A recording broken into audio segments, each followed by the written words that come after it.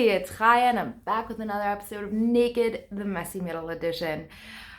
This has been such a journey. It's just been such a journey. For those of you who don't know, I just got engaged. My ring is not on my finger. I have the old one that we had given each other. Let's see if I can show you what it says.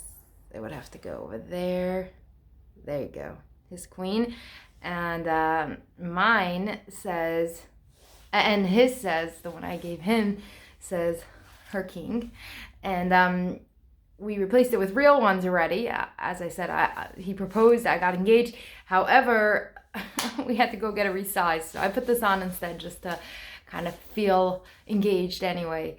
But putting my engagement aside for a second, because as huge as that is, and as many emotions as I've expressed having come up because of it, another big thing is in the wind that I didn't even get to talk about because this took over, and that is the Jewish holiday called Passover. This is a holiday that I'm going to express how I experienced it. This is not how the holiday is for everyone. This is how it's been for me in my childhood.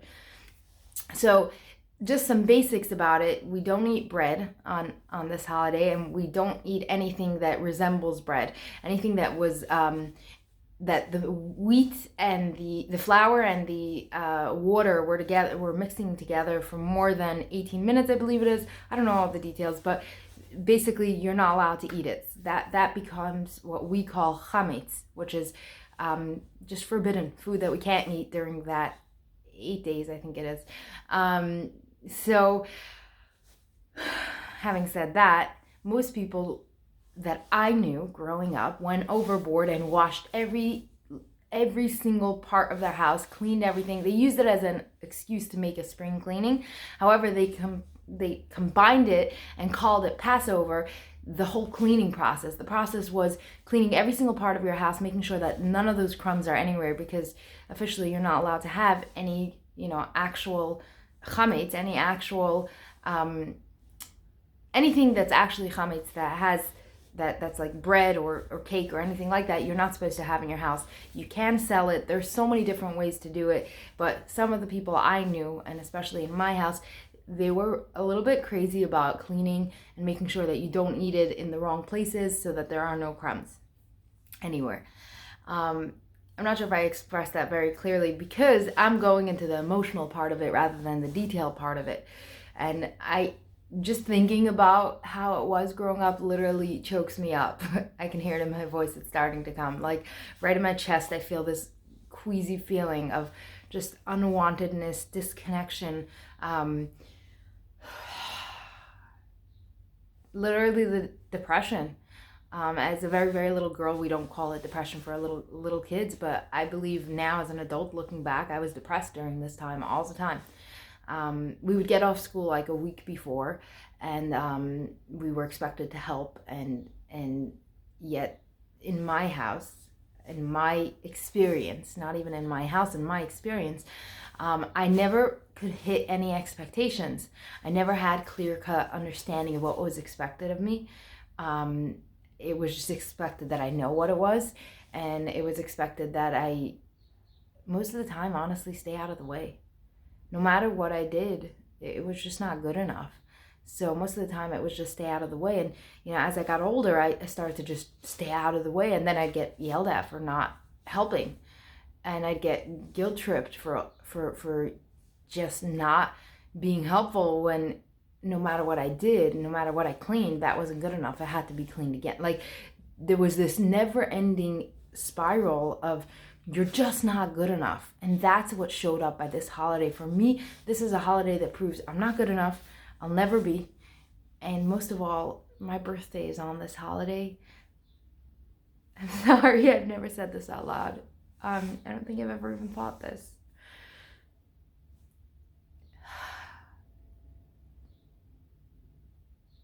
This holiday represents me being forgettable. No one ever remembered my birthday. They would every so often, every few years, there was like a little birthday celebration, but it wasn't thought of beforehand. It was such a busy holiday that my 12th birthday, that's the real one that comes to mind, because there were some birthdays, I'm not going to deny that, but my 12th birthday, that's a very special time for us in our culture. And I remember waking up that day and praying extra hard and being all excited for what they're going to plan. Most people plan something big with the families, but I knew it wasn't going to happen like that in my, like with your extended family. Now, I knew it's not going to happen like that in my house, but I thought there was going to be something.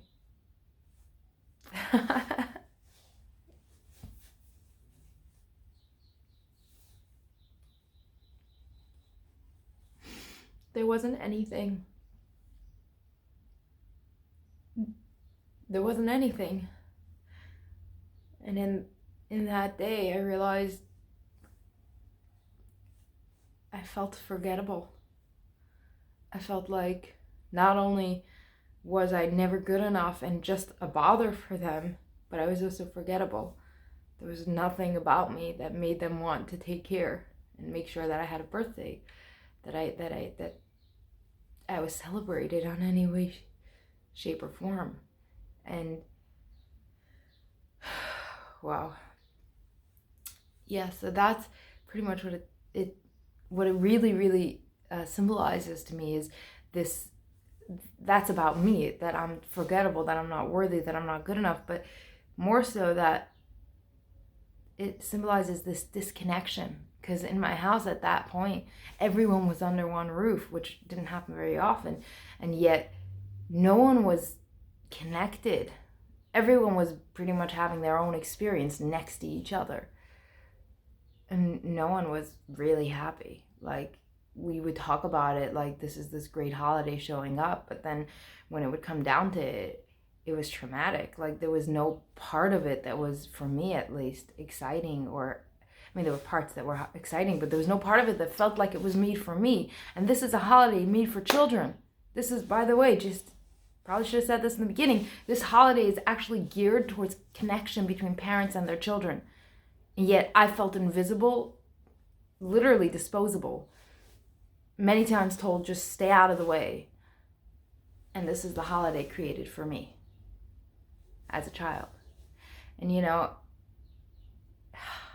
it's so easy for me to get stuck there. I'm going to try to come back out, because this is not where I want to land. Because after doing a lot of work on this, what I realized is I want to do it different this year. I don't want to have a holiday full of disconnection. I want to have a holiday full of connection. I want to have a holiday full of abundance. I want to have a holiday where I let in different parts of me that I never did before. I let my PTSD be.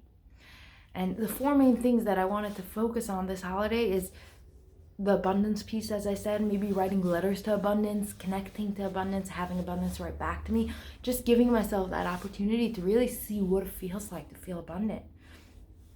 I want to connect to myself. I want to give myself space for myself to be.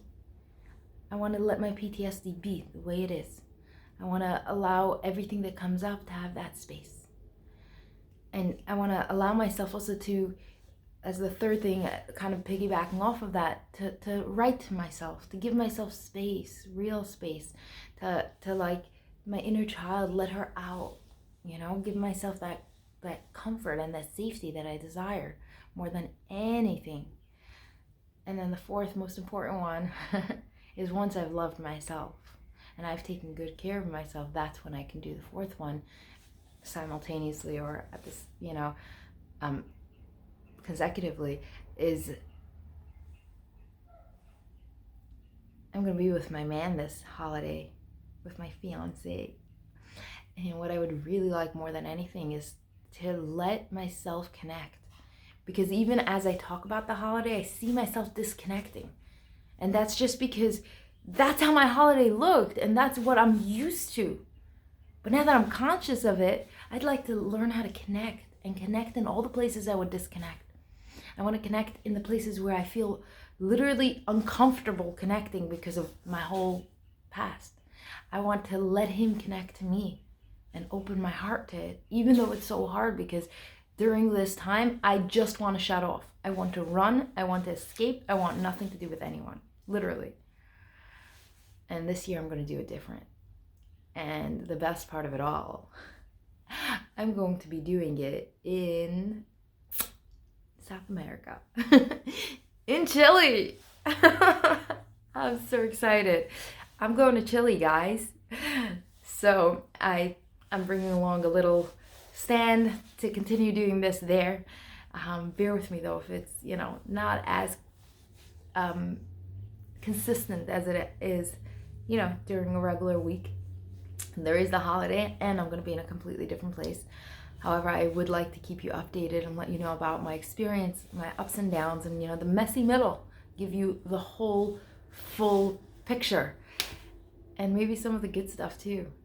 I mean, always some of the good stuff. But, I'm sure there's going to be some pretty cool experiences there. And I'd love to share it with you since, you've been awesome and keeping up with so much of my stuff. And literally, I don't know, I feel a connection already at this point. So yeah, guys, what do you say? Chaya, pack it up and go to Chile? Yeah, I actually packed it all up and we're getting ready to go to Chile. We're going to be flying tomorrow and I can't wait to keep you posted. All right, guys, if you haven't yet liked and you haven't yet subscribed, what are you waiting for? Literally, what are you waiting for? Do it right now. And I'll see you soon.